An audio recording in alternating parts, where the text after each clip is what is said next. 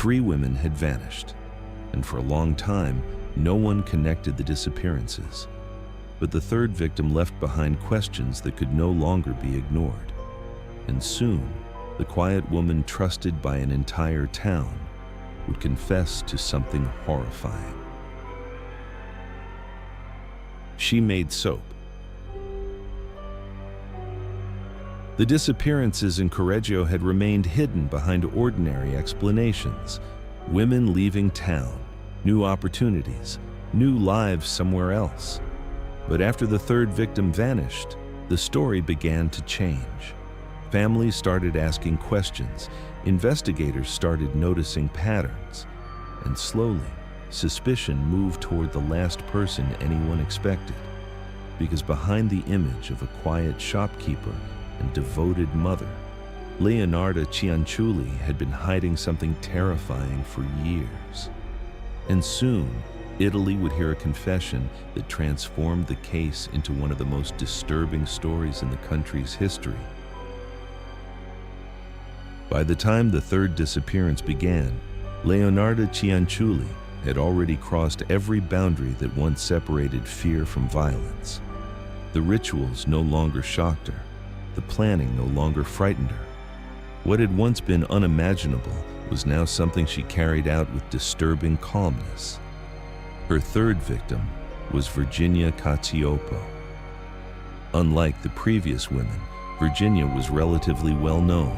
She had once performed as an opera singer and was considered more sophisticated and socially connected than Leonarda's earlier victims. People knew her name. Her disappearance would be harder to ignore, but Leonarda still managed to gain her trust. She reportedly told Virginia about an attractive job opportunity in Florence and convinced her that a new future was waiting there. Just as she had done before, Leonarda instructed her to prepare letters for friends and relatives, explaining her sudden departure. The pattern repeated almost exactly. Promises, preparation, trust, and then silence. Virginia visited Leonarda's house shortly before she was expected to leave town. According to Leonarda's later confession, she killed her there, making Virginia the 3rd known victim connected to the case. But this murder would become the most infamous of all because of the details Leonarda later described to investigators and in court. During her confession, she spoke with horrifying precision about what she claimed to have done afterward. She described turning parts of the remains into soap and even referenced serving baked goods made from the victims' remains. Those statements shocked Italy. Newspapers spread the story rapidly, and Leonarda soon became known across the country as the soap maker of Correggio. The public struggled to understand whether the details were fully true, partially exaggerated, or amplified by sensational media coverage. But regardless of how much was literal and how much evolved through retelling, the case immediately became one of the most disturbing criminal stories in modern Italian history. What frightened people most was Leonarda's tone. She did not describe the acts like someone overwhelmed by guilt or horror. She described them almost practically, as though the violence had become normal inside her mind. And perhaps that was the most terrifying part of all. Because Leonarda still believed there was a reason for what she was doing. She believed sacrifice protected her son. She believed the rituals carried meaning. The murders were no longer simply crimes in her mind. They had become part of a system she thought was keeping tragedy away from her family. But this time, the disappearance could not disappear quietly. Virginia had connections. People started asking questions, and for the first time, suspicion began moving toward Leonarda Cianciulli herself.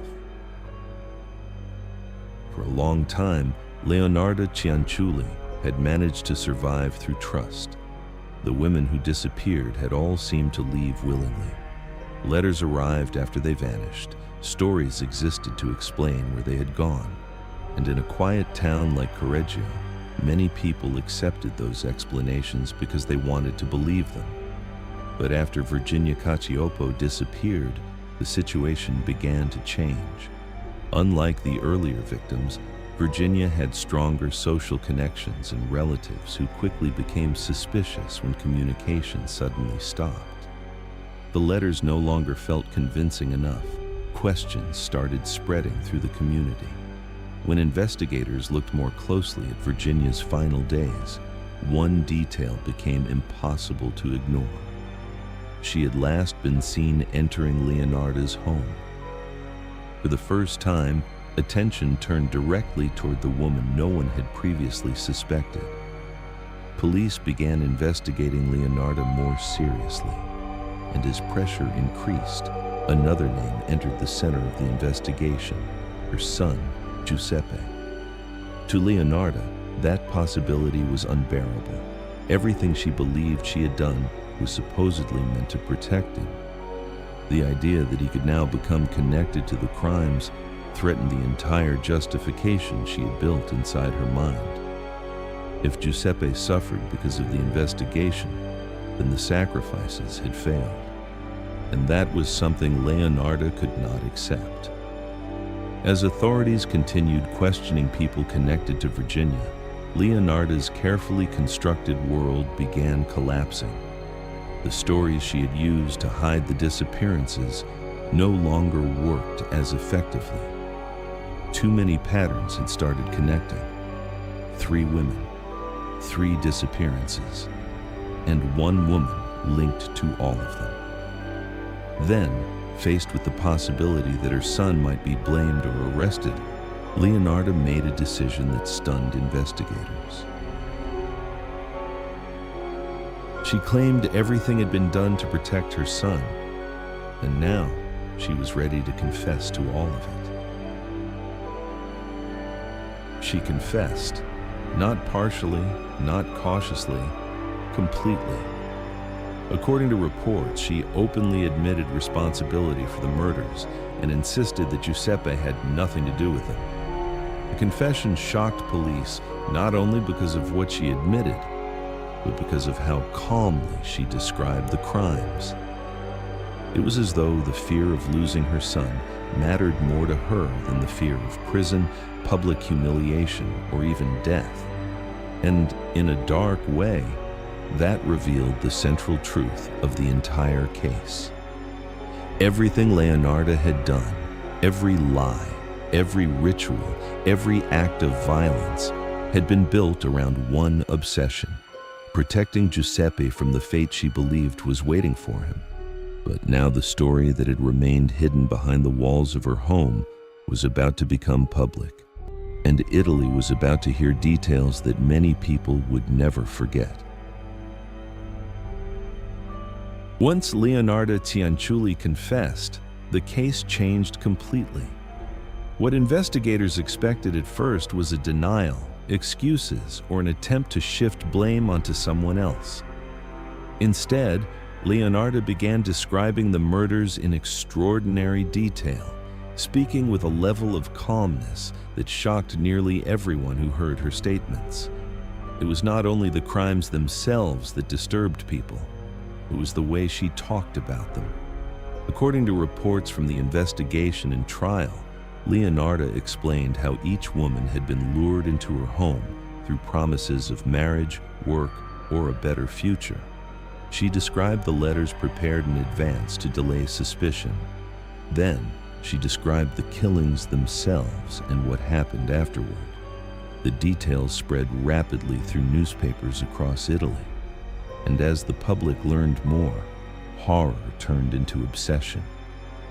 Journalists focused especially on Leonarda's descriptions of disposing of the bodies with caustic soda and her claims involving soap and baked goods. Those accounts quickly became the defining image of the case, transforming Leonarda from an unknown shopkeeper into one of the most infamous women in Italian criminal history. But beyond the sensational headlines was something psychologically unsettling. Leonarda did not appear disconnected from reality in the way many people expected. She understood what she had done. She remembered details clearly. She explained events step by step. Yet at the same time, she still spoke as though the murders had purpose, as though they'd been necessary. That contradiction disturbed investigators deeply, because Leonarda was not describing violence committed in uncontrollable rage. Her actions were organized, planned, repeated, and behind all of it remained the same belief she had carried for years, that sacrifice could protect her son. Some reports even described moments during the confession where Leonarda corrected details she felt investigators had misunderstood, almost with the attitude of someone protecting the accuracy of a recipe or procedure rather than discussing murder. The emotional coldness of those moments shocked the public, but there were also signs of someone whose understanding of reality had been shaped for years by paranoia, superstition, grief, and obsession. Leonarda had spent decades convincing herself that fate demanded payment, and eventually, she began acting as though human lives could be exchanged for the safety of the people she loved. As newspapers continued publishing details from the confession, fear spread beyond Correggio. Across Italy, people struggled to understand how a woman described by neighbors as polite and maternal could commit crimes that sounded almost impossible to imagine. And soon, the case moved toward trial, where Leonarda Cianciulli would face not only the legal system, but an entire country watching in disbelief.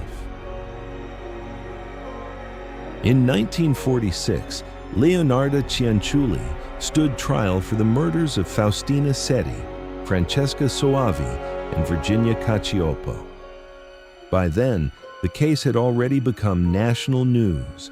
Newspapers filled pages with details from the investigation. People across Italy followed the story closely, trying to understand how an ordinary shopkeeper from Correggio had become connected to crimes so disturbing that many readers could barely believe them. And during the trial, Leonarda remained one of the most unsettling parts of the entire case. She did not behave the way people expected a murderer to behave. Reports from the courtroom described her as composed, attentive, and at times strangely matter-of-fact when discussing the killings. While much of the public reacted with horror, Leonarda often spoke as though she still believed her actions had meaning. That atmosphere turned the courtroom into something larger than a normal murder trial. The case became a public confrontation between rational explanation and irrational belief. Psychiatrists examined Leonarda and debated her mental state. Some saw signs of severe psychological disturbance shaped by years of trauma, superstition, and obsession. Others argued that despite her beliefs, the crimes showed clear planning and awareness of consequences. The central question became difficult to answer. How much of Leonarda's violence came from mental illness, and how much came from deliberate choice? Throughout the proceedings, another detail drew public attention: the prophecy Leonarda claimed she had heard years earlier from a fortune teller. One prediction had warned her that prison and an asylum waited in her future.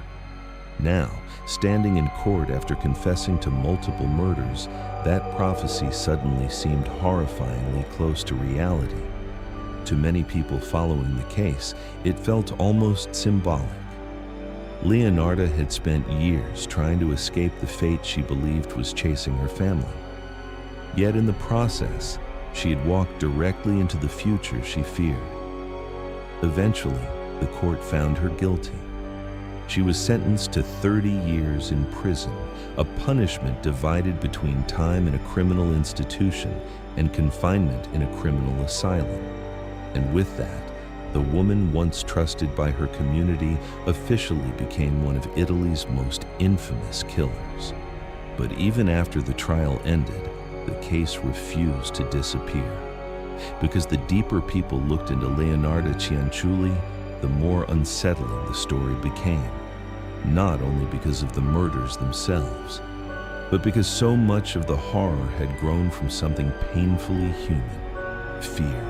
Fear of loss, fear of fate, and the belief that violence could somehow protect the people she loved. After the trial, Leonarda Cianciulli disappeared from public life. The woman who had once welcomed neighbors into her shop now spent her remaining years inside prisons and criminal institutions, far from the quiet streets of Correggio where the crimes had taken place. But even in confinement, the story surrounding her continued to grow. Newspapers revisited the case repeatedly. Writers and journalists became fascinated by the combination of ordinary domestic life and unimaginable violence. Over time, Leonarda's name became permanently connected to one of the darkest criminal cases in Italian history. And yet, even after everything that had happened, Leonarda reportedly never fully abandoned the beliefs that had driven her actions. She continued speaking about fate, sacrifice, and the fear of losing her children.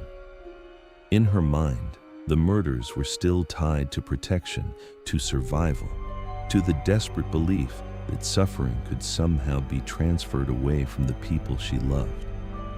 That was what made the case so unsettling to many observers. Leonarda was not remembered as someone motivated purely by greed or revenge. Her crimes emerged from obsession, paranoia, superstition, and fear that slowly consumed her understanding of reality over decades. At some point during her imprisonment, Leonarda wrote a memoir titled An Embittered Soul. In it, she reflected on her life, her fears, and the events that eventually destroyed everything around her. The existence of the memoir only deepened public fascination with the case because people still wanted answers to the same impossible question. How could someone who appeared so ordinary commit acts so horrifying? Leonarda Cianciulli died in 1970, but the story did not end with her death. Decades later, her case continues to appear in books, documentaries, criminal studies, and discussions about the psychology of violence, not simply because of the shocking details that made headlines, but because the deeper truth behind the crimes remains difficult to confront. Fear can change people. Grief can distort reality. And when obsession is allowed to grow unchecked, the line between protection and destruction can slowly disappear completely. Leonarda Cianciulli died in 1970, but decades later, her story still remains one of the most disturbing cases in Italian criminal history. Not only because of the murders, but because of the fear and obsession that led to them. Because sometimes, the most terrifying stories are not about monsters. They are about ordinary people who slowly convince themselves that violence has a purpose. Next on True Echoes. The case of Leonarda Cianciulli showed how fear and obsession could hide behind the image of an ordinary woman. But across the Atlantic, another woman was building a different kind of nightmare. In the early 1900s, men began traveling to a farm in Indiana after answering personal ads promising love, marriage, and a new future. Many of them arrived carrying their savings. Some were never seen again. Neighbors noticed strange behavior, sudden disappearances, fires burning late into the night, but no one fully understood what might be happening on the isolated property outside Porte.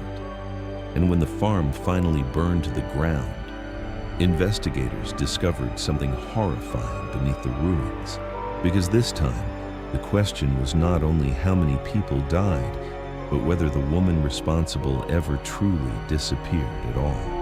Next on True Echoes, Belle Gunness, the Black Widow of Porte. The truth coming soon on True Echoes. Some people commit violence for power, others for money. But Leonarda Cianciulli believed she was doing it for protection, and that may be what makes this case so disturbing even today. Because once fear and obsession begin replacing reason, even the most ordinary person can become capable of something unimaginable. What do you think about this case? Share your thoughts in the comments. I'm listening. Every voice matters. Subscribe and step into the echoes of truth. To be continued.